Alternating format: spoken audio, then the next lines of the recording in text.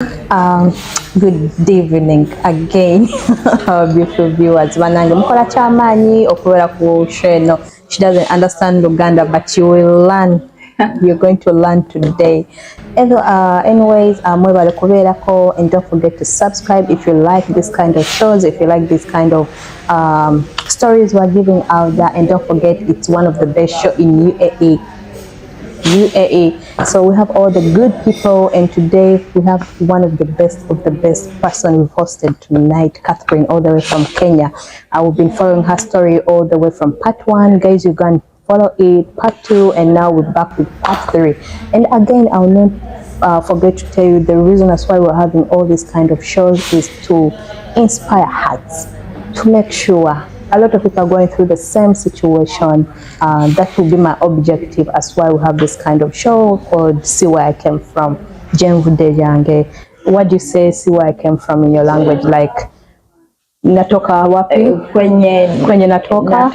Kwenye natoka in Swahili. We have a lot of Kenyan viewers. They love this show, and actually our first guest was also from Kenya. She's a very nice content creator. You guys should also go and follow this very one, if you can see her here. But right about now, our major objective of the show is to make sure we inspire hearts, and we make sure that we uplift broken hearts. People who are depressed out there, please, Temweta, don't kill yourself. We have a solution. All these stories we're bringing, all these amazing. She's a very great woman writer. If she can tell what she's doing in Dubai, you guys, you won't believe it. She's a very great woman. She's really in a nice state of when it comes to finances. But who up to where she is right now is the story we really want to put out there that everyone would love to hear. We know a lot of people are going through this. Kids, women, even the married couples are going through a lot. Can you believe the married couples out there? Yeah. You find, actually, we recently had a case in my country. Some woman murdered the husband and left the baby there. So you know, if such a woman was still alive, people are going through a lot, depression, you know. But because they lack such kind of stories or people to hear where they've come from up to now, maybe she wouldn't have done that. And aside of that, a lot of stories I watch, and you find someone just murdered another person just because of depression, or they didn't know what to do, or maybe they lacked information. But we are here for you at the Big Match Lecture, so make sure you subscribe. So we're back again with part 3. Your mother, your family tells you to go back to school. I went back to school. I started something to do with traveling, something to do with the tourism. Yes.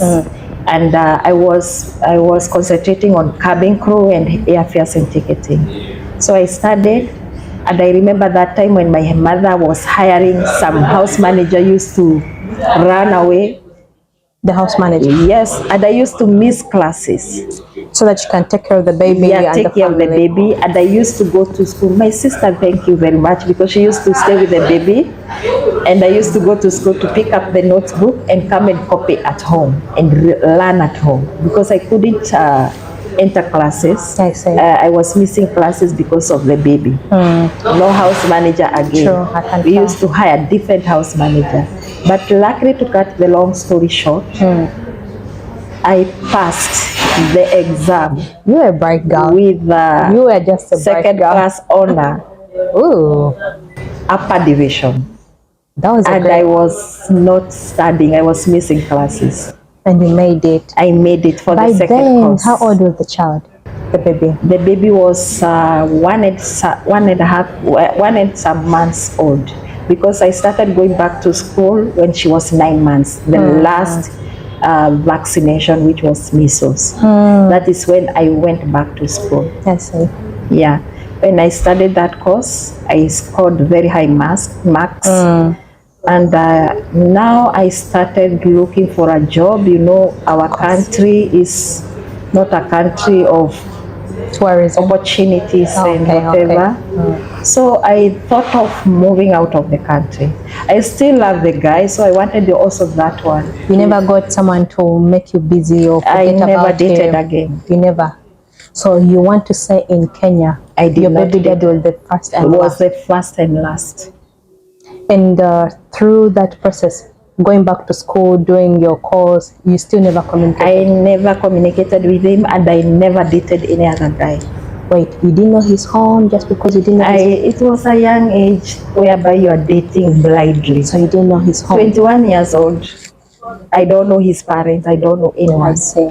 Yeah. I see now. Now, can I say that's kind of a lesson to you? Was it like a lesson to It you? was a Would lesson. you tell it to your daughter, hey, never date a man and you don't know the man's family or what? Would you ever? I always tell her like that. You always tell her, because if she's 18 now, she's a grown-up girl right now. The things I believe you talk to her like a girl to girl talk and all that. So you always tell her, like, you tell her, and have you ever told her that story? How she came on Actually, she just finished her high school education. I couldn't try to expose that much to her because maybe it can affect her education. I never talked to her regarding the father. She never asked. She never asked. You know, the kids doesn't ask if you give them what they want. Wait, your girl has never asked your mom, never is my dad alive or what? She never asked a single question about the daddy.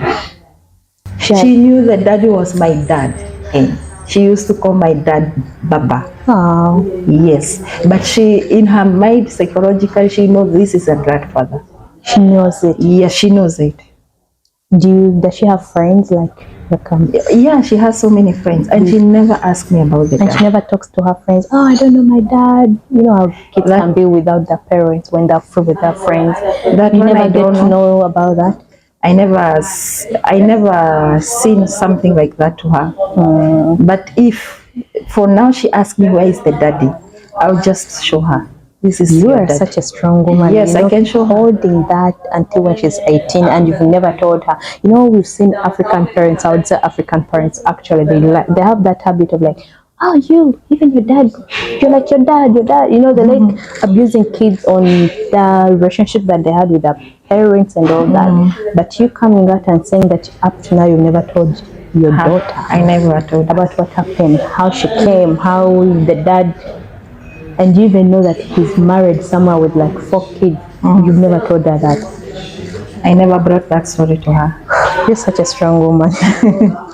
I never. So then from there, you decide like you need to get better, call them green pastures. Yes. I decided to move out of the country, and Dubai was the first country I came. And when I came to Dubai, I started a very old job. I was a public area toilet cleaner. Actually, even before we go there, I want to know, I know some of our viewers may ask, how did you get the money you're studying? You know, most people back home in Africa would like to be in such places, but because the money, especially single moms there, they'll be like, oh, I don't have a man to support me. How can I raise this money, visa, ticket? You know how things are. Did you have anyone in Dubai back then when you came? No, my parents sponsored everything. Your parents sponsored? Everything, ticket, visa, everything. And you didn't know anyone here? No, I never dated in Dubai that time. And you didn't have a family, relative, nobody, friend? Nobody. So what came into your mind, like, let me go to Dubai? What was in your mind? Somebody influenced me in Kenya. That you go to Dubai? To go to Dubai. And that's okay, it wasn't my friend. She was not my friend. She was my sister's friend. She was, they were studying the same high school with my sister. When I heard of her, I decided to get that interest of going to Dubai. She had traveled here before? Yes, and she was doing good. And my sister shared that story, and she was doing good. And then I got interested of coming to Dubai. Okay, so here you come, you get a place, you came in bed space, because now this brings to a story. A lot of people they're like, when you come to Dubai, there's bed space, people get married in bed. Did you hear of that too? Okay, when I came from Kenya to Dubai, I used an agent who called me. A lot of people called me. Then time being called 250,000 Kenyan shillings was a lot of money. They called me and they told me. From Kenya? From Kenya. Because we've had all that from my country. A lot of people in the media are crying of agents, especially from my country. So I thought in your country a little bit fair. So you are conned. It's like a con, because when I came to Dubai, we were living a place called Ajman, and we are living like 10 ladies in one room, and cockroaches, bed bugs, those stuff. Yes, and we used to eat rice morning, dinner, rice with beans. These beans look like white in color. Who was cooking? As we are cooking, that mama, I will say it's a mama, she was here, she was coordinating with someone in Kenya. So and hope they didn't involve you in some, I won't mention the activity, but you came in that room, the 10 girls were all Kenyans or different nationalities? Kenyans. All Kenyans? Yes, and one Nigerian. One Nigerian was there helping this mama paying the rent. That was arrangement to them. So I don't remember. I don't know how they came up with the arrangement of sharing the house. So you could reach in such an environment, you don't like it. What came into your mind?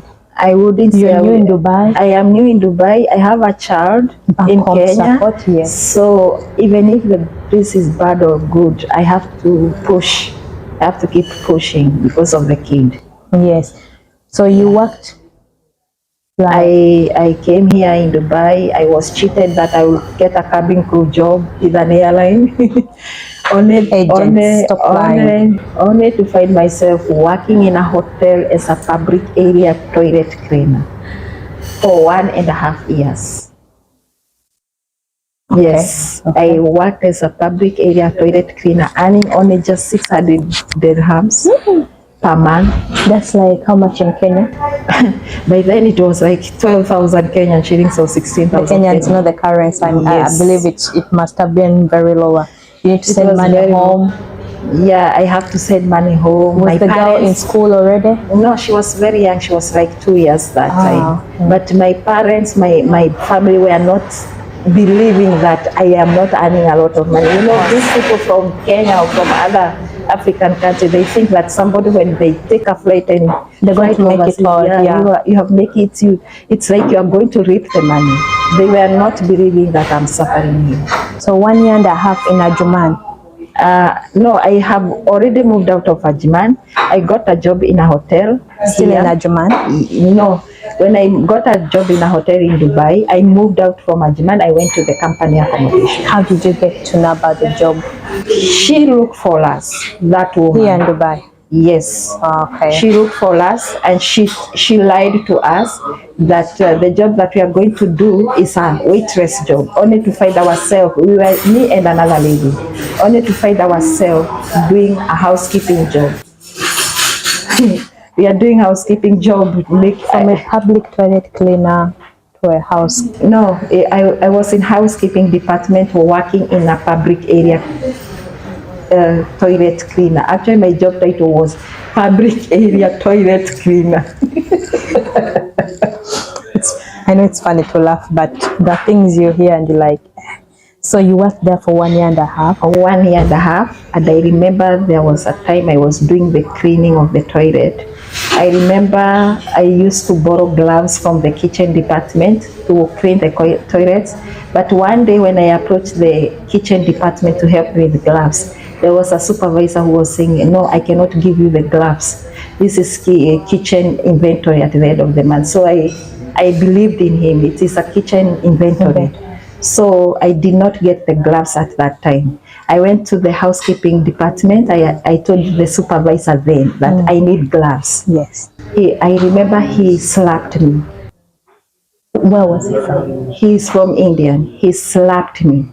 He's telling me, what for gloves? You are cleaning the toilet with the brush. You are not touching the toilet. You are just cleaning with the brush. Then I said, I need to protect my hands. He slapped me and he said, Catherine, go home if you don't want to work. I remember we were working too in public area, one guy and me. And that one guy said, no. When I changed the uniform, she said, don't change the uniform, I'll give you the gloves. The guy gave me the gloves and I worked that day. But the following day, when I came back to work, It was on Wicked Friday. On Saturday, the housekeeping manager came and I told him what had happened yesterday. Because maybe they made a report. Yes, and then he said, I'll talk to him and I'll buy for you the gloves. Then I said, please talk to him. After 1 week, the guy shouted at me again. The same Indian guy, supervisor. I said, you are shouting at me like this? I'll push to there. Maybe the housekeeping manager did not talk to you. I'll go to the HR. I told the HR the story, and HR said that he'll talk with the guy. Then after 1 week, the guy shouted at me again.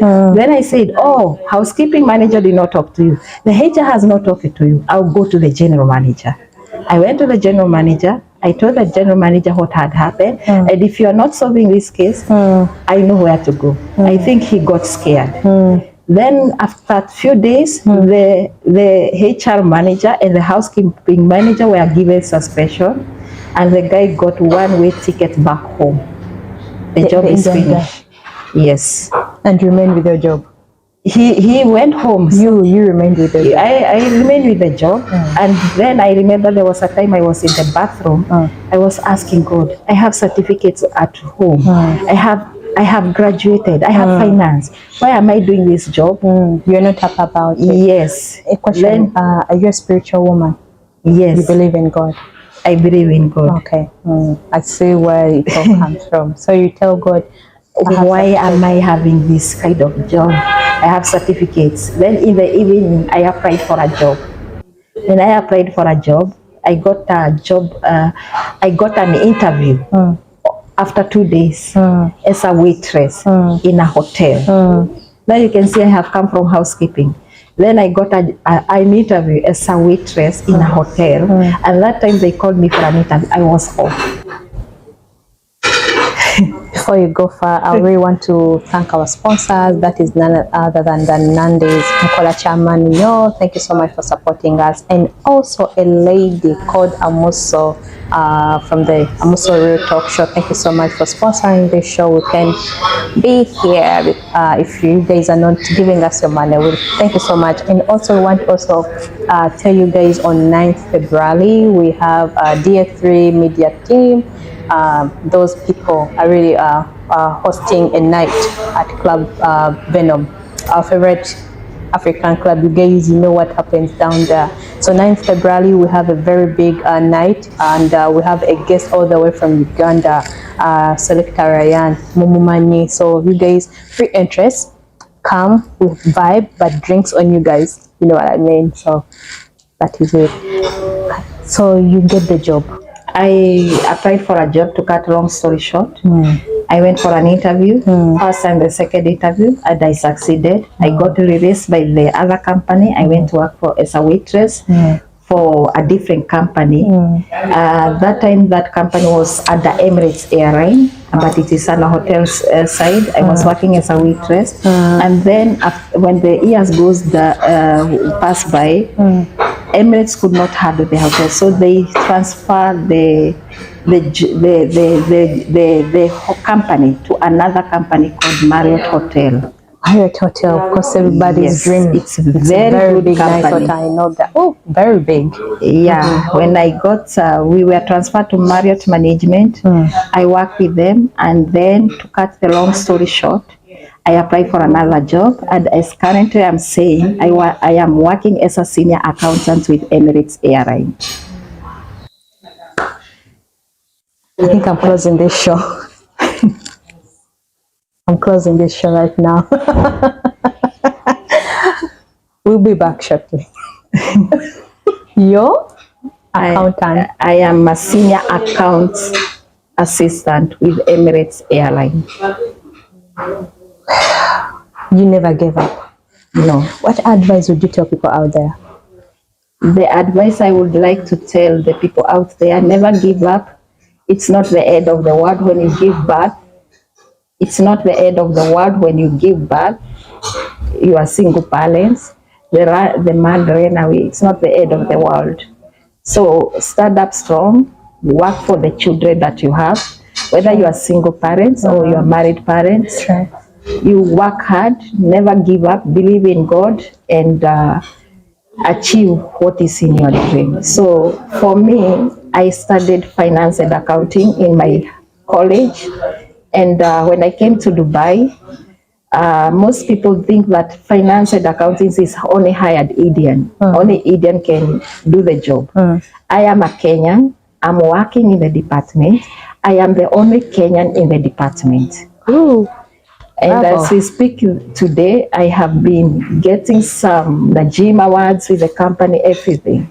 They have recognized me, they have promoted me, and so proud of you, girl. yes. you guys, there is more to this. If you really want her to come back for some other time, please subscribe or put a comment on that comment section and say we bring her. She's by the names of Catherine.